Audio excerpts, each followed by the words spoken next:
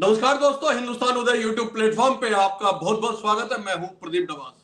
दोस्तों, आज हमारे साथ हरियाणा और देश के जाने माने पत्रकार, संपादक और राजनीतिक मामलों को अपनी हथेली की तरह पहचानने वाले धर्मपाल धनखड़ साहब मौजूद हैं। और धर्मपाल धनखड़ साहब से आज हम बातचीत करेंगे कांग्रेस की हरियाणा में स्थिति को लेकर। देखिए, कांग्रेस इस समय ऐसे दौर से गुजर रही है जब इसके तमाम बड़े नेता ये चाहते हैं कि हर प्रदेश में संगठन हो, हर प्रदेश में कांग्रेस का कार्यकर्ता, जिस तरह से राहुल गांधी कहते हैं बब्बर शेर, उस तरह से बिहेव करे। लेकिन फिर वही बात है कि ये बब्बरशेर जो है वो सिर्फ लफ्जों में बब्बरशेर अगर है तो फिर क्या कहा जा सकता है। दोस्तों, हरियाणा कांग्रेस की स्थिति सबको पता है। अक्टूबर में विधानसभा के चुनाव हुए थे, अब तक नेता प्रतिपक्ष का चुनाव नहीं हो पाया है। इसके अलावा प्रदेश में 14 साल हो गए, करीब 14 साल पार्टी का संगठन नहीं बन पाया है। प्रदेश अध्यक्ष बन जाते हैं, कार्यकारी अध्यक्ष बन जाते हैं, लेकिन जिनको काम करना होता है, जिनको कार्य करना होता है, वो कार्यकर्ता जो है सिर्फ समर्थक होकर रह जाते हैं। कोई किसी नेता का समर्थक है तो कोई किसी नेता का। अब इन्हीं सब को लेके पार्टी को थोड़ी सी जो है चिंता सताने लगी है। और चिंता सताने की वजह भी मैं आपको बता देता हूं। इंट्रो थोड़ा सा लंबा होगा, मैं धनखड़ साहब से अनुरोध करूंगा थोड़ा सा 20 सेकंड मुझे और दीजिए। पार्टी को चिंता इसलिए सताने लगी है, बीके हरिप्रसाद जो प्रभारी है, उन्होंने आज मीटिंग बुलाई तमाम बड़े नेताओं की, जिसमें विधायक भी होंगे, जिसमें प्रदेश अध्यक्ष भी होंगे, हुड्डा साहब भी होंगे और सांसद भी होंगे और तमाम वो लोग होंगे जो हरियाणा में कांग्रेस को चला सकते हैं। गुट अलग अलग है। गुट तो आपको पता ही है कांग्रेस में जो है वो अलग अलग धड़े किस तरह से काम करते हैं। एक टाइम ऐसा था जब कांग्रेस में इन धड़ों का फायदा उठाया जाता था, क्योंकि हर एक धड़े का नेता, हर एक क्षेत्र का नेता अपने यहां से खुद को मुख्यमंत्री प्रोजेक्ट करके चुनाव जितवा लाता था। लेकिन अब तो हालत वो भी नहीं रही है। जो धड़े थे वो भी अब छिन भिन हो चुके हैं, बिखर चुके हैं, और उनसे लोगों का विश्वास जो है वो उठ चुका है। अब लोगों के विश्वास की बात तो एक तरफ रही, अब तो पार्टी के नेता जो है, सरकार नहीं बनी अलग बात है, पार्टी में एकजुटता नहीं है वो अलग बात है। लेकिन अगर पार्टी के विधायक मौजूदा सरकार के मुख्यमंत्री के कार्यक्रमों में मौजूद नजर आने लगे तो फिर स्थिति गंभीर हो जाती है। वो सोशल मीडिया पे पोस्ट करे और अपनी पार्टी को लेके तमाम सवाल उठाए तो स्थिति गंभीर हो जाती है। हम गोकुल सेतिया की बात कर रहे हैं, हम कुलदीप शर्मा की बात कर रहे हैं जो पूर्व में विधानसभा अध्यक्ष रहे, और इन्हीं सबको लेके बैठक बुलाई गई है। बैठक में बीजेपी के खिलाफ किस तरह से नैरेटिव तैयार करना है, सड़कों पे उतरना है, आंदोलन करना है। कांग्रेस तो कभी आंदोलन की पार्टी रही नहीं। जब लोकसभा चुनाव में 5 सीटें जीत के दे दी लोगों ने और 4 महीने का वक्त था, उस समय कांग्रेस सड़कों पे नहीं दिखाई दी। और 10 साल से सत्ता से बाहर है, जब कभी सड़कों पे नहीं दिखाई दी। तो कांग्रेस तो ड्राइंग रूम की राजनीति करने वाली पार्टी कम से कम अब मैं मानने लगा हूं कि ड्राइंग रूम की राजनीति, पहले लोग कहते थे और मैं शायद कहता था कि नहीं, संघर्ष तो हर एक नेता करता है। धनखड़ सर, जी आज बैठक बुलाई है बीके हरिप्रसाद साहब ने, प्रभारी है, और वो चाहते हैं कि संगठन भी बने, लोग भी एक दूसरे के खिलाफ ना बोले, है ना, एकजुट जी रहे पार्टी। और जो है वो बीजेपी के खिलाफ एक नैरेटिव और एक लोगों के बीच में एक बताने की कोशिश करे कि किस तरह सरकार विफल है। विफल तो असल में कांग्रेस नहीं नजर आ रही है। प्रदीप, क्या है कि कांग्रेस इस वक्त बहुत बुरे दौर से गुजर रही है। मैं समझता हूं कि जिस तरह से इमरजेंसी के दौर के बाद कांग्रेस बुरे दौर में थी और बड़ी तेजी के साथ उभरी थी, जी आज कांग्रेस उससे भी बुरे दौर में है और कोई उबारने वाला दिखाई नहीं दे रहा है। उस वक्त तो इंदिरा गांधी खुद मौजूद थी, तो उनके लिए कोई बड़ी दिक्कत नहीं थी।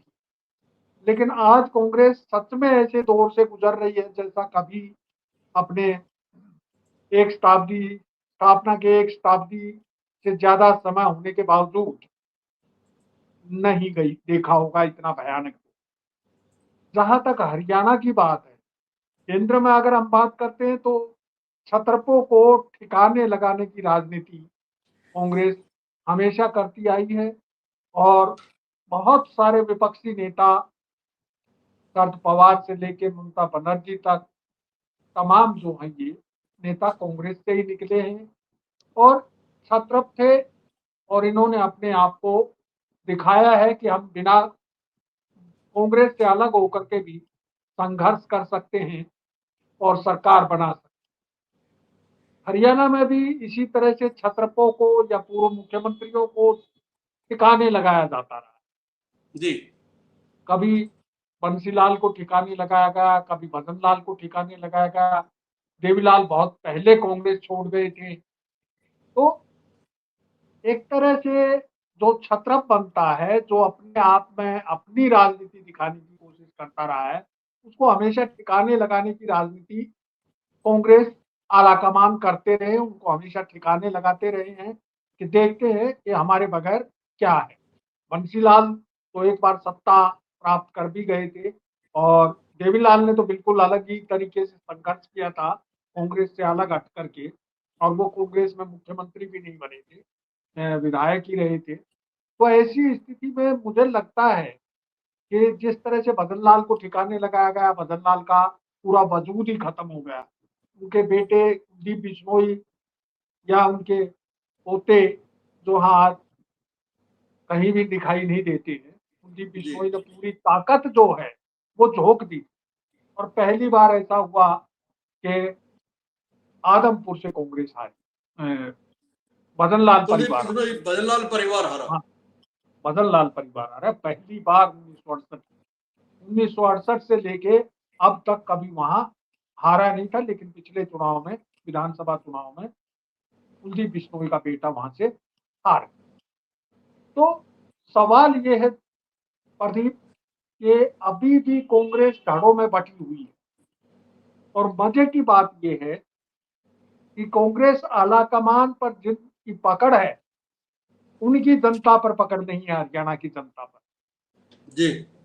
और जिसकी जनता पर पकड़ है, मजबूत है, उसको आलाकमान नहीं चाह रहे। यानी मैं जी। बहुत साफ शब्दों में कहूं कि रणदीप सुरजेवाला और कुमारी शैलजा दोनों की पकड़ है, वहां मजबूत पकड़ है, लेकिन राज्य के वोटरों के मतदाताओं पर कि उनके ऊपर कोई पकड़ नहीं है, उनकी पकड़ बिल्कुल नहीं।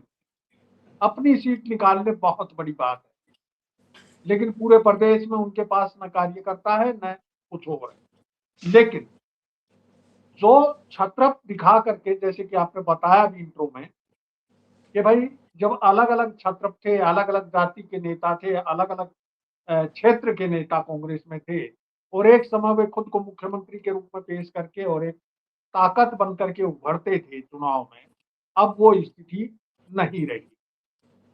अब सवाल ये है कि पूर्व मुख्यमंत्री भूपेंद्र सिंह हुड्डा की पकड़ है, उसके पास सारे हरियाणा में कार्यकर्ता है, जी। लेकिन उसको आलाकमान नहीं चाह रहा और आलाकमान उसको नजरअंदाज करके भी कुछ नहीं कर पा रहा है। दिक्कत ये है। ये बड़ी अब बात कही है आपने कि आलाकमान उनको चाह भी नहीं रहा है और नजरअंदाज करके कुछ कर भी नहीं पा रहा है। नहीं कर पा रहा है और स्थिति ये है, आलाकमान की फंसी हुई है और कई प्रदेशों में फंसी रहती है इस तरह की स्थिति कि आलाकमान कुछ नहीं कर पाता। मध्य प्रदेश में भी कमलनाथ को फ्री हैंड दे दिया गया था, लेकिन कमलनाथ ने क्या किया, कैसे चुनाव को गंवाया, ये सबके सामने है। उसी तरह से एन चुनाव के वक्त भूपेंद्र हुड्डा को भी फ्री हैंड देने की बात कही गई, लेकिन जिस तरह से हमारी शैलजा को लेकर के बात शुरू हुई एक छोटे से वीडियो से और फिर जिस तरीके से उसका मौन बैठना, उसका रूफटॉप भवन में चले जाना, उसका हंस हंस करके मीडिया में अपनी बात रखना, यानी भूपेंद्र हुड्डा ने भी उसको संभालने की कोशिश नहीं की और केंद्रीय नेतृत्व ने भी उसको रोकने की कोशिश नहीं की, उस डैमेज कंट्रोल करने की कोशिश नहीं की। और जब तक वो डैमेज कंट्रोल किया गया राहुल गांधी के द्वारा, तब तक नुकसान बहुत हो चुका था। बहुत अब होता था, स्थिति लेकिन ये अब तो है। नुकसान, अब तो जो युद्ध के बाद का नुकसान है वो ज्यादा दिखाई दे रहा है। जिस तरह से युद्ध के बाद हारी हुई सेना में भगदड़ मचती है, धनखड़ सर, ऐसा लग रहा है कि कांग्रेस के जो नेता हैं वो अब संभल नहीं पा रहे हैं। गोकुल सेतिया अगर ट्वीट करके कह रहे हैं कि भाई उनको कोई संभालने वाला नहीं है, एक ऐसी सीट उन्होंने जीती है जिसमें सब कुछ खिलाफ हो गया था, उसके बावजूद उनको पूछने वाला कोई नहीं है। फिर कांग्रेस का विधायक अगर मुख्यमंत्री के प्रोग्राम में, बीजेपी के मुख्यमंत्री के प्रोग्राम में दिखाई देता है और कहता है कि अगर कोई ठीक काम कर रहा है तो ठीक कहने में गलत क्या है। और कुलदीप शर्मा जो है बकायदा प्रेस कॉन्फ्रेंस करते हैं, पत्र लिखते हैं, वो कहते हैं कि क्या हरियाणा कांग्रेस की दुर्गति हो चुकी है, इसे संभालना जरूरी है। वो सोनिया गांधी को पत्र लिख रहे हैं। तो इसका मतलब तो ये है कि चिंता तो है कांग्रेस के नेताओं को, लेकिन वो जो राहुल गांधी का स्टेटमेंट होता है ना कि बारात के घोड़े, लंगड़े घोड़े, रेस के घोड़े, है ना, वो इनको अलग अलग करने की जरूरत, वो कह के तो चले जाते हैं, लेकिन वो घोड़े अपनी जगह फिट रहते हैं। उनका जो अस्तबल है उनसे वो अस्तबल नहीं बदला जाता है पार्टी के बड़े नेताओं से, वो वहीं पे फिट रहते हैं। कह देना अलग बात है। और यही वजह है कि पार्टी में इस समय कार्यकर्ता नहीं है, अलग अलग नेताओं के समर्थक जरूर है। प्रदीप, मैं इसी बात पे आ रहा था।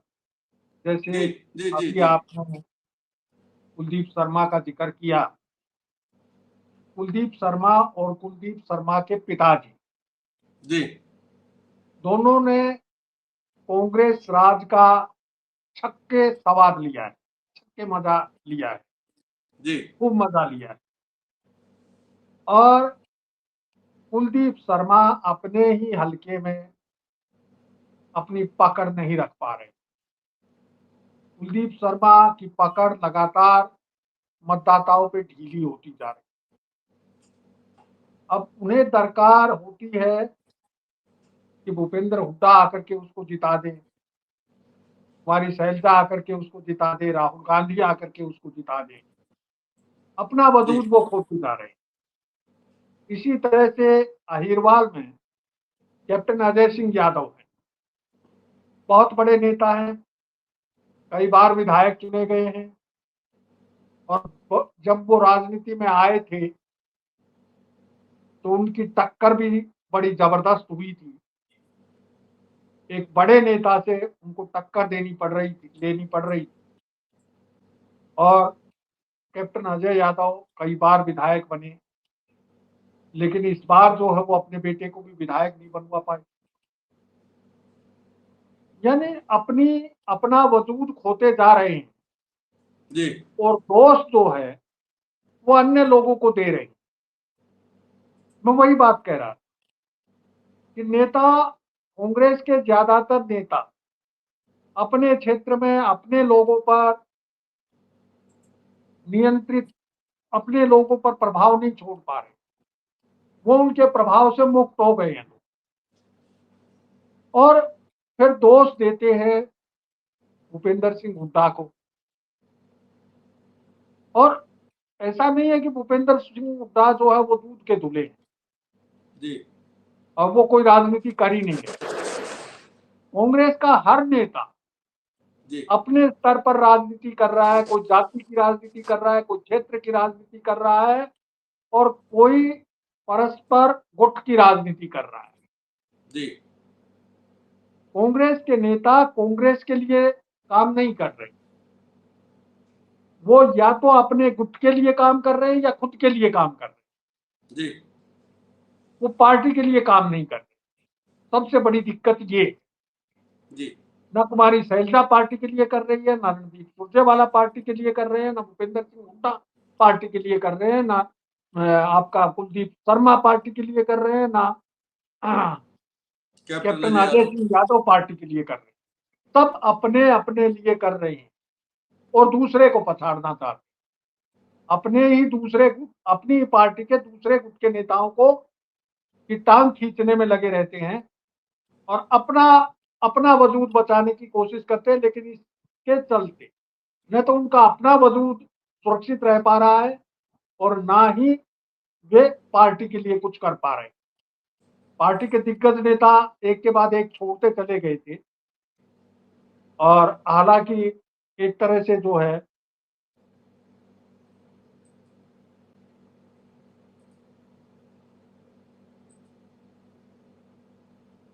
वापसी भी शुरू हो गई थी विधानसभा लोकसभा चुनाव से पहले। लोकसभा चुनाव के बाद वापसी शुरू हो गई थी। एक छोटा सा हाँ किस्सा मैं आपको बताता हूँ। जी 2014 के लोकसभा चुनाव के बाद हरियाणा में जब विधानसभा चुनाव हुए अक्टूबर में, और उसके बाद जो परिणाम आए थे लोकसभा में और विधानसभा चुनाव में, धनखड़ साहब, उस समय एक टिप्पणी मैंने की थी कि जो गुटबाजी कांग्रेस में देखने को मिली थी, उसके बाद जो हार के बाद जो हालत थी कांग्रेस की, वही हालत इस समय भी है। उस समय बड़े कांग्रेस के लोगों की ओर से मुझ पे अलग अलग तरीके से वो भी किया गया था। ये टिप्पणी उस समय की थी मैंने कि एक निपटी हुई पार्टी के निपटे हुए नेता आपस में एक दूसरे को निपटा रहे। तो जी स्थिति तो आज भी वही है। एक निपटी हुई पार्टी के निपटे हुए नेता आपस में एक दूसरे को निपटा रहे। आपने जो विश्लेषण किया है उसका सार तो एक किस्म से वही निकलता है जो जिसको लेकर कांग्रेसी नाराज हो जाते हैं आमतौर पे। आप बिल्कुल ठीक कह रहे हैं। ये एक निपटी हुई पार्टी, लेकिन आ, और थोड़ी देर पहले जब आपने शुरुआत में इंट्रो में कहा था कि कांग्रेस जो है वो ड्राइंग रूम की राजनीति करने वाली पार्टी रह गई है, कभी फील्ड में नहीं हुई। दिक्कत क्या है कि कांग्रेस का नेता जो है वो फील्ड में उतरने से घबराता है, जी क्योंकि पार्टी का संगठन नहीं बचा है। जिस वक्त भूपेंद्र हुड्डा को पद यात्रा करवाई थी तो उनके पीछे कौन थे? डॉक्टर रघुवीर कात्याल, जी। जयप्रकाश, आनंद सिंह दांगी, और ये तमाम नेता इनके पीछे थे। कंडेला से जो दिल्ली तक की देवीलाल यात्रा को थी वो। छोड़ करके आए थे, जो देवीलाल की पार्टी से छोड़ करके आए थे ओम प्रकाश चौटाला से नाराजगी के चलते, चाहे वो प्रोफेसर जो है वीरेंद्र सिंह। वीरेंद्र सिंह रहे हों, तमाम नेता जो हैं वो देवीलाल का की पार्टी छोड़ करके आए थे और उनको पता था कि संघर्ष किस तरह से किया जाता है। वो सड़कों पर लड़ने के आदी थे जी और इसीलिए वो किसानों के मुद्दों को लेकर के जिस तरह से भूपेंद्र हुड्डा को लेकर के पद यात्रा पर निकले थे, उसका अच्छा परिणाम भी आया, सुपरिणाम भी सामने आया। हाँ, लेकिन अब तो 2005 के कांग्रेस का, विधानसभा चुनाव में 67 सीटें आई थी। हाँ, इस वक्त तो कांग्रेस का कोई भी नेता संघर्ष करने के लिए तैयार नहीं। जी भूपेंद्र सिंह हुड्डा खुद घबराए घबराए डरे डरे से रहते हैं कि कब उन्हें जो है वो वाड्रा लैंड डील में या जो नेशनल हेराल्ड वाला मामला है उसमें पता नहीं कब अंदर जाना पड़ गया। जी वो खुद घबराए हुए रहते हैं। खुद उनके ऊपर आईटी की भी रेड हो चुकी है, उनके ऊपर ईडी की जी भी रेड हो चुकी है। तो और फिर भूपेंद्र हुड्डा के लिए सबसे बड़ी समस्या ये है कि अपने बेटे को नेता के रूप में एस्टेब्लिश भी करना, जो हर नेता चाहता है कि उसका बेटा एस्टेब्लिश हो। जी।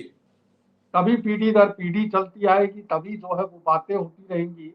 और हरियाणा में तो बड़ा बढ़िया उदाहरण ये है कि परिवारवाद का जी सबसे ज्यादा विरोध करने वाले, मुखर विरोध करने वाले चौधरी देवीलाल ने सबसे ज्यादा बढ़ावा अपने परिवार को, ये एक बड़ा उदाहरण। तो हर नेता चाहता है, भजन लाल भी चाहते थे कि उनके बेटे एस्टेब्लिश हो जाए, नहीं हो पाए। चौधरी बंसीलाल भी चाहते थे कि उनके बेटे एस्टेब्लिश हो जाए, नहीं हो पाए। और भी तमाम, चौधरी वीरेंद्र सिंह भी चाहते हैं कि उनका बेटा एस्टेब्लिश हो जाए, लेकिन इस बार वो भी विधानसभा चुनाव हार गए। रणदीप सुरजेवाला ने भी बेटे को चुनाव लड़ा दिया है, इस बार विधायक बन गया है। कैप्टन अजय यादव भी अपने बेटे को जमाना चाहते थे, इस बार चुनाव हार गए, पिछली बार वो भी विधायक बने। ऐसे बहुत सारे नेता हैं। हमारी जी शैलजा जो है, खुद इनके पिता भी जो है वो सांसद होते थे, दलबीर सिंह, ये भी उसी परिवार, अपने परिवार के ही परंपरा को आगे बढ़ा रहे हैं। तो हरियाणा, पूरे देश की तरह से हरियाणा में भी परिवारवाद और पीढ़ी दर पीढ़ी राजनीति विधायक बनना, सांसद बनना, ये सब हरियाणा में भी तमाम बुराइयां, और बल्कि और राज्यों से ज्यादा यहाँ परिवारवाद ज्यादा ही बढ़ करके रहता है। तो अगर यहाँ कोई विरोध भी करता है परिवारवाद का, चाहे बीजेपी ही जो परिवारवाद का विरोध कर रही है, लेकिन वो भी यहाँ परिवारवाद को ही बढ़ावा दे रही है। वो कहीं परिवारवाद को खत्म करने की बात नहीं करती है, केवल दिखावे के लिए विरोध करती है। वो भी नहीं परिवारवाद नहीं, को आप देखिए ना, पूरे राष्ट्र में किरण खत्म कर रहा चौधरी राज्यसभा मेंबर है, उनकी बेटी मंत्री है है। हाँ, सरकार में, ऐसा तो किरण खुद चौधरी का भी राव वही इंद्रजीत कहना सिंह केंद्र में मंत्री है, उनकी बेटी हरियाणा में मंत्री है। कांग्रेस में उनका वजूद नहीं बन पा रहा था, बच पा रहा था। उनको लगता था कि इस बार उनका वजूद खत्म हो जाएगा कांग्रेस में, इसलिए वो बीजेपी में शरण पा गई। तो सवाल ये है कि कांग्रेस का कोई भी नेता कांग्रेस पार्टी के लिए काम नहीं करता। जी सारे के सारे नेता चाहे किसी भी गुट का है, वो अपने लिए काम कर रहा है, खुद के लिए काम करता है, और खुद के लिए भी ईमानदारी से काम नहीं कर रहा है। मौका जी परस्ती के हिसाब से काम कर रहा है कि कांग्रेस में, मतलब बीजेपी के खिलाफ जितना आक्रोश जनाक्रोश बढ़ेगा, उतना कांग्रेस को फायदा होगा। ये जी आप देख चुके हैं पिछले लोकसभा चुनाव कि जनता में एक आक्रोश था, एक नाराजगी थी, जिसका परिणाम ये हुआ कि 5 सीटें जो है बीजेपी हार गई। जी लेकिन अगर कांग्रेस का संगठन होता, मजबूत होता, और कांग्रेस जमीन पर मजबूती से खड़ी होती, तो मुझे लगता है कि 10 की 10 सीटें भाजपा हार सकती। जी लेकिन कांग्रेस ने कभी इस तरह का प्रयास किया ही नहीं, और करना भी नहीं चाहती। विधानसभा चुनाव में भी ये उम्मीद थी कि भाई 45 50 से 60 सीटें जो है वो कांग्रेस जीत सकती है विधानसभा की 90 में से। जी लेकिन कांग्रेस के नेताओं की, खुद भूपेंद्र हुड्डा के भी ये माना जा रहा था कि वो नहीं चाहते कि 45 से ज्यादा सीटें आए। वो भी चाहते थे कि 45 से नीचे ही रह जाएं, ताकि जी निर्दलियों के सहारे सरकार चलाई। जी और एक हाँ, दूसरे की टांग मुख्यमंत्री खिंचाई के बनने में उघाड़, फिर कोई अड़चन ना हो ना। हाँ, एक दूसरे की लेकिन टांग खिंचाई वो के तो उघाड़ भाग वो तो तो आए। बीत गई, वो प्लानिंग तो खत्म हो चुकी। धनखड़ साहब, दो बड़े सवाल हैं। एक तो हाँ, बड़ा सवाल जो लंगड़े घोड़े और बारात के और रेस के घोड़ों की पहचान करने की बात जो है राहुल गांधी ने कही, क्या हरियाणा में पहचान हो पाएगी? क्या आला कमान की इतनी ताकत है कि हरियाणा में उन घोड़ों को पहचान कर पाए? एक बात। और दूसरा, आखिर में बड़ा सवाल यह है कि क्या इस तरह की बैठकों से हरियाणा कांग्रेस के हालात सुधर सकते हैं? यहां तो हालात ये है कि हर इलेक्शन में जो है तमाम धड़ों को एक साथ लाके हाथ खड़े करवा दिए जाते हैं, हाथ मिलवा दिए जाते हैं। और उससे पहले 2019 के चुनाव में तमाम धड़ों को एक बस में चढ़ा दिया गया। और इस तरह के प्रयास पता नहीं कितनी कितनी बार, और प्रयास भी नहीं, इसको नाटक कहे तो ज्यादा बढ़िया है। इस तरह के नाटक जो है वो कांग्रेस के नेताओं की ओर से, आला कमान की ओर से बहुत बार किए गए। बसों में चढ़ाया गया और जो है मंचों पे हाथ ऊपर करवाए गए, मिलवाए गए, लेकिन अंदर खाते तो फिर वही है जो निपटाने का काम एक दूसरे को चलता है। वो तो पिछले 60 साल से चल ही रहा है। हरियाणा कभी कांग्रेस तो इस मामले में सबसे अव्वल रही है सर। तो ये जो बैठक बुलाई गई है बीके हरिप्रसाद की ओर से, क्या इससे कुछ संभावना बनती दिखेगी? मुझे नहीं लगता है प्रदीप कि इन बैठकों से कुछ होने जाने वाला है। जी इस वक्त मैंने जैसे कि शुरू में ही कहा कि भूपेंद्र हुड्डा को आला कमान सौंपना नहीं चाहती है, और दूसरे उसके खिलाफ जाकर भी कांग्रेस आला कमान जो है वो कुछ कर नहीं पा रहा है, बेबसी। जी तो ऐसी स्थिति में कांग्रेस कोई कदम उठाने की स्थिति में नहीं। तो उनको ये डर जैसे लगता फिर तो वही बात है। है। मेरे एक मित्र भी कहते हैं, वो कहते हैं कि हरियाणा रोडवेज के बारे में कहा जाता है कि गाड़ी न्यू चलेगी, तो या कांग्रेस है या न्यू चलेगी। ये यूं ही चलेगी। बहुत मुश्किल है इस वक्त, जब केंद्र में आला कमान कमजोर होता है तो छत्रप सिर उठाते हैं। उनका जी सिर कुचलना या उनको ठिकाने लगाना कांग्रेस आला कमान के बूते में आज नहीं। कांग्रेस आला कमान बहुत ही कमजोर स्थिति में है और इतनी कमजोर स्थिति है कि जितनी पूरे कांग्रेस के इतिहास में आज तक नहीं रही। जी।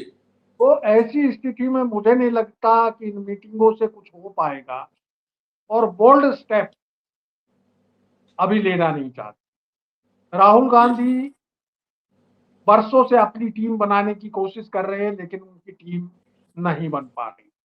जी। कारण वही है कि छत्र पुराने पके हुए नेता, चाहे भूपेंद्र हुड्डा हो, चाहे दिग्विजय सिंह हो, चाहे और तमाम नेता हो, जी। वो कोई भी अपना स्थान नहीं छोड़ना चाह रहे। जी। वो कोई भी खुद को पीछे रखना नहीं चाह रहे हैं। नेतृत्व, युवाओं को नेतृत्व के लिए आगे नहीं आने देना चाह रहे हैं और जो युवा आ भी रहे हैं, जिनको आगे कर भी रहे हैं, तो वो इन्हीं नेताओं के पुत्र हैं। कोई सामान्य परिवार से निकल करके कोई नेता फील्ड से, क्योंकि कार्यकर्ता है ही नहीं, जी।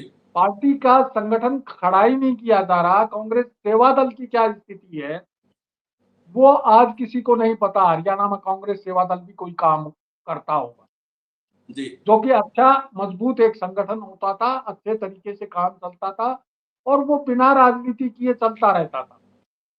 कांग्रेस सेवा दल का काम लगभग वैसा ही था जैसा आरएसएस का बीजेपी के लिए, जी। लेकिन वो कांग्रेस का सेवा दल। आरएसएस बीजेपी का सेवा दल नहीं है। आरएसएस का राजनीतिक विंग जो है बीजेपी हो सकती जी। है एक तरह से। तो यहाँ उल्टी स्थिति, अब काम नहीं हो रहा है और कोई आला कमान जब तक बोल्ड स्टेप नहीं लेगा, या तो आला कमान ये करे कि मुझे भूपेंद्र हुड्डा पे विश्वास है, या फिर वो कहे कि नहीं, भूपेंद्र हुड्डा जाए, जो करना जी। करे। जैसे भजन लाल को बाहर निकलना पड़ा था, जैसे बंसीलाल को बाहर निकलना पड़ा था। या तो कांग्रेस आला कमान उस तरह का स्टेप, उस तरह का जोखिम ले, नहीं तो फिर भूपेंद्र हुड्डा के सामने सरेंडर कर दे। जी। अब वो भी या तो आला कमान जो है भूपेंद्र हुड्डा के हक में रहे या उनको बाहर करे। इसी तरह हाँ, तमाम नेताओं को लेकर ये टिप्पणी की जा सकती है, चाहे भूपेंद्र हुड्डा है और चाहे कुमारी शैलजा है, अजय यादव है या रणदीप सिंह सुरजेवाला है। धड़े कांग्रेस में हमेशा से बने हुए, ये लेकिन अगर इन बैठकों कांग्रेस से को ये लगता है कि कुमारी शैलजा बहुत काबिल नेता है, जी। रणदीप सुरजेवाला बहुत काबिल नेता है, कैप्टन अजय यादव बहुत काबिल नेता है, तो उनको आगे बढ़ाइए। जी। लेकिन उनको पता है कि ये लंगड़े घोड़े, बारात के घोड़े, जी। ये ये बारात लंगड़े के घोड़े, घोड़े हैं। बारात के घोड़े किसी काम के नहीं है। उनको भी पहचान पता है। करना जरूरी है और ये चुनौती बन गया है आला कमान के लिए, पहचान करना। और धनखड़ जी, साहब ने बड़ी महत्वपूर्ण बात कही, जो जिस कहा जा सकता है इस पूरी चर्चा का। एक उन्होंने कहा कि कांग्रेस भूपेंद्र हुड्डा के को नेतृत्व देना भी नहीं चाहती और उनके पास उनके अलावा कोई बड़ा विकल्प इस समय शायद दिखाई भी नहीं दे रहा। एक बात, दूसरा, इस तरह की बैठकों से शायद कांग्रेस में कोई बदलाव होने वाला नहीं है, या कांग्रेस है या न्यू चलेगी। दोस्तों, धनखड़ सर की टिप्पणी आपको कैसी लगी, ये विश्लेषण आपको कैसा लगा, कमेंट करके जरूर बताइएगा। और ये चैनल आपको अगर अच्छा लगे तो लाइक और सब्सक्राइब करना ना भूलें। धनखड़ सर, धन्यवाद। नमस्कार दोस्तों।